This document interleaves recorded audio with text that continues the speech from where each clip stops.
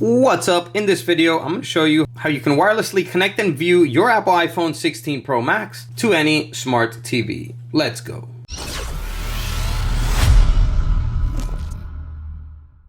Welcome back to the video. My name is Sergio. In this channel, I make life-saving tech videos. So if you're new here, feel free to subscribe and hit the bell while you're down there. All right, let's get right to it. So I'm going to show you how to view your Apple iPhone 16 Pro Max on any smart TV. Super simple, but there's a couple different things you need to know to do it properly. So first thing you need to know is that you need to be connected to the same Wi-Fi network as your TV.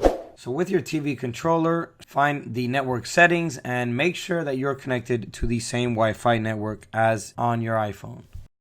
So the next step is on your phone, you're going to now swipe down from the top right-hand corner of the screen till you see the control menu. Here you're going to select this option right here, which is screen mirroring. And now your TV should pop up right here, as you can see. Go ahead and select it. Then it's going to prompt you for a PIN. It's going to show the passcode on the TV itself, and then we're going to type it in on the iPhone 16 Pro Max. Once you're ready, hit OK. And after a second or two, the phone will show up on your TV. So it will be wirelessly connected, and then now you can view anything on your phone. It will show up on your TV. So you can do this to see pictures in the big screen or videos. You can also, watch Netflix or go on YouTube to, watch media that you would normally watch on your phone on your big screen TV.